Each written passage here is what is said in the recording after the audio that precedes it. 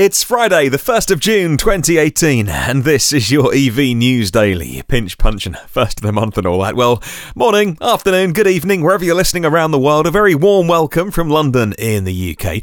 And here is today's news about electric cars and the future of transport. Martyn Lee here, and I go through every EV article online so you don't have to. Coming up on the show today, we'll talk about Panasonic and Tesla reducing cobalt down to zero in their EV batteries, and why Canadian Model 3 reservation holders have had the equivalent of Christmas morning. But first of all, a follow-up story. You may remember a couple of days ago, maybe you read about this, that a couple of guys broke the, well, not maybe an official Guinness record, but they certainly broke a new record for making a Model 3 travel as far as possible. They hired a Model 3 on Turo and took the 310 miles EPA range, and by driving a very carefully planned route at about 30 miles an hour, got 606 miles out of the Model 3, and then disaster. Plugged it in to charge on a supercharger, nothing. Dead as a dodo, wasn't going anywhere. So, got towed to Tesla, which was closed on the Sunday but open on Memorial Day. Was that Monday?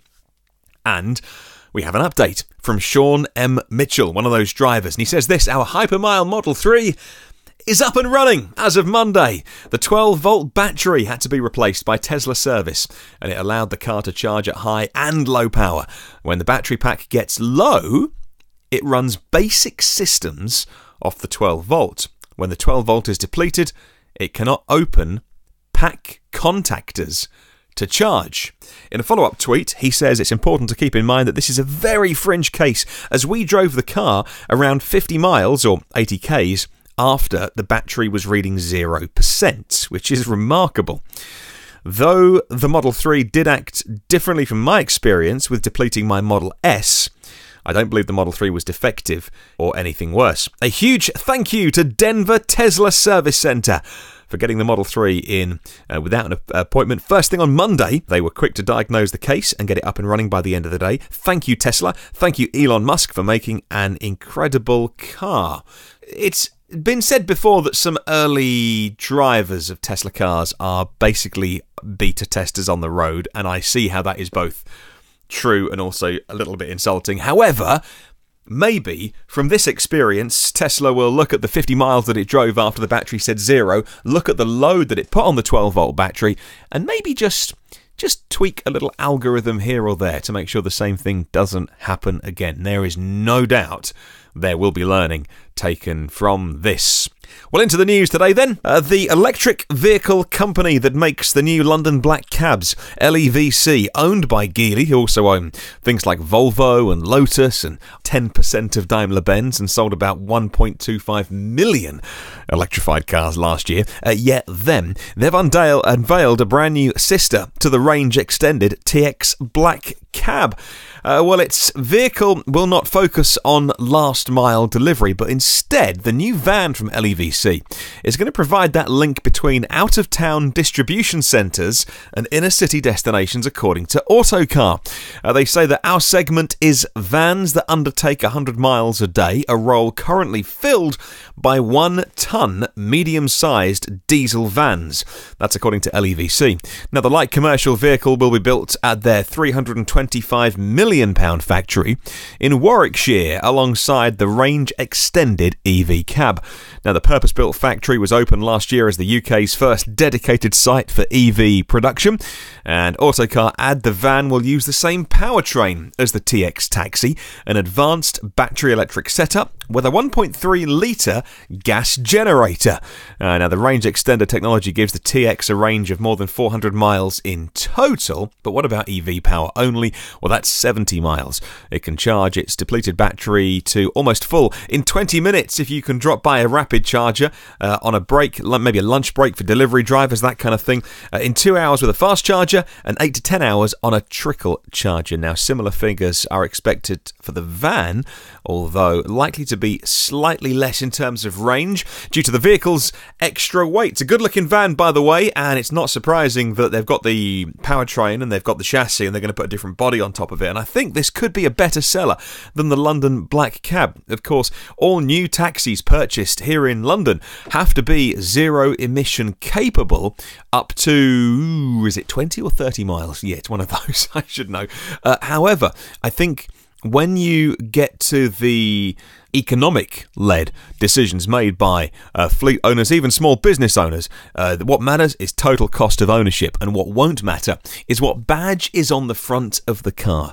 So who cares if your van is a Mercedes Sprinter or maybe it's a Ford Transit? How much is it going to cost you over the 3 or the 5 year lease? What's the business cost?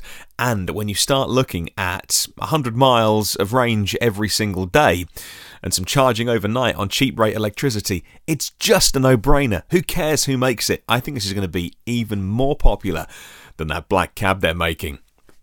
Well, I saw a tweet yesterday from the EV Authority, let's call her that, Christina Boo, all about the Hyundai Kona in Norway. It was a Norwegian article, and so with the help of Google Translate, I got the gist of the article and worked out some of the things which were slightly lost in translation. Oh, and then about a couple of hours later, I saw the electric article that I could have just waited for. The Kona, the Hyundai Kona, according to this, is supposed to get 482 kilometres on the new WLTP range. So it's been through that procedure. That's just under 300 miles. That's for the long range one. A similar amount of horsepower to the Chevy Volt, says the electric article. Just over 200 horsepower, or 150 kilowatts. That's 0 to 60 done in about 7.5 seconds.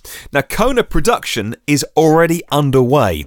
The first customers, those that got their money down, their name down, are going to get the first cars in July. I would expect to see about a 50-50 split domestically and exported.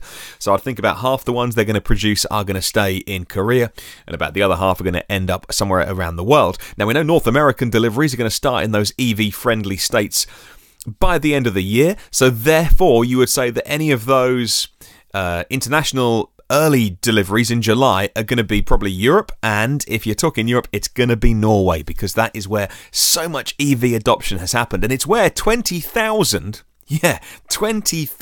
people expressed an interest. It wasn't so much a deposit list, but it was expressing an interest in the new Hyundai Kona. However, there's going to be a few, 17,500 disappointed people. Only 2,500 of the new Hyundai Kona are going to head to Norway this year. However, production will be upped in 2019 when the rest of those people should get those cars, and certainly North America by the end of the year will get those in states like California. Well, it's been described as Christmas morning for Model 3 reservation holders. The first large-scale delivery of Tesla's much-anticipated Model 3 sedans arrived in Canada, ending months of waiting for anxious owners who based their purchase on nothing more than online specs and photos. According to CTV, Teslarati reported that 300 examples of the Model 3 were spotted in a Toronto parking lot on Wednesday, 2 days ago. Now, some who were taking delivery in Toronto were told by Tesla that they were attempting 200 deliveries every single day. Some reports that I saw later in the day yesterday online on Twitter pointed out there was perhaps a lack of Tesla staff, or maybe they underestimated the workload involved. And I even saw one person directly tweeting Elon to say, send more Tesla staff to Canada because we can't get them out the doors quick enough. The Model 3s have been made, but your delivery schedule is too aggressive for the amount of people or just the sheer workload that's on. So we'll follow that story. Well, Vattenfall, the Swedish energy group, is to make an ambitious first move into the British EV charging markets in June this month with the launch of InCharge. InCharge is its any driver can use infrastructure concept. Building on its EV lead in northwestern Europe, Vattenfall hopes to have its first, or partners' first charging poles installed in Q3 and Q4 this year. Vattenfall also targeting the domestic market, allowing drivers to charge at home, at work and in public. Well, Vattenfall will allow any EV to charge at any Vattenfall InCharge charging point on a pay-as-you-go basis. Vattenfall is also to promote roaming agreements with other operators or driver service providers, unusual here in the UK, increasingly common more in Northern Europe, and I think we're going to see more and more of that, because although other companies can't afford to build a Tesla supercharging network because the investment required is tough to get past sometimes conservative board members, I think what will be easier is to say to a variety of charging providers, how about if somebody buys a Jaguar I-Pace? So we know that's happening. If somebody buys the Mercedes, we know that's happening. If somebody buys the Audi e-tron, you get one card, you get one app, and whoever owns it, you can fill up there. Almost like gas stations. Who cares what the logo is on it?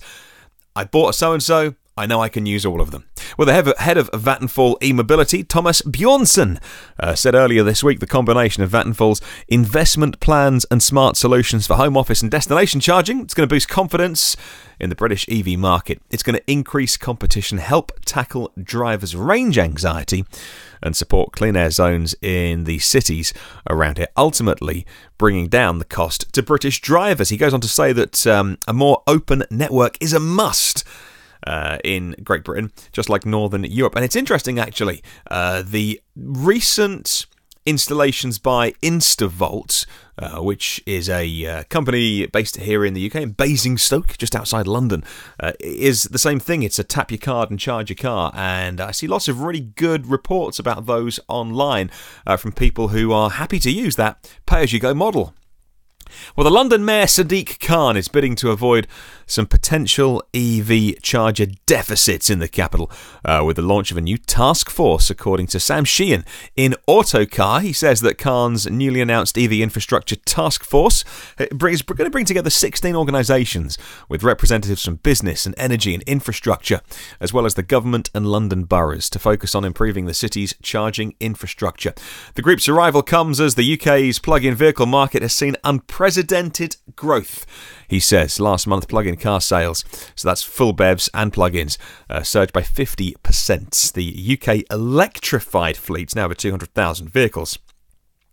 Well, if you're picking up the free financial paper in the UK, which is called City AM, you'd have seen that Panasonic has said that its plans to start development of EV batteries with no cobalt is due to begin production soon, and it's going to begin because of the component's high price and scarcity. Kenji Tamara, who is chief of Panasonic's automotive battery business, said this, and I quote, "We've already cut down cobalt usage substantially. We're aiming to achieve zero usage in the near future, and development is underway." End quote. At a meeting earlier this week, the chief of the automotive business, Yoshio Ito, said that Panasonic and Tesla, I keep saying it with a Z, I'm so sorry, had agreed to boost production of battery cells, as Tesla aims to increase production of the Model 3 to 5,000 units a week by the end of June. Well, finally, a follow-up to a story. Well, I would love to spread the word about electric cars. If you can share this with somebody who might be interested, please help me out and let's share the podcast and convince a few more people to drive on electrons. You can listen to every previous episode of this podcast, and there's a few of them now in the archive, and that archive will always be free, by the way. It's on iTunes and Google Play and Spotify and YouTube and TuneIn and Stitcher and SoundCloud and iHeartRadio podcasts, and of course the WordPress blog at evnewsdaily.com. If you subscribe, you get them first and free and automatically. And if you want to leave a little review on whatever platform is your fave, that really helps out. All the algorithms and stuff helps us push us up the charts. Come and say hi on the socials by searching EV News Daily. Have a wonderful day, and I'll catch you tomorrow.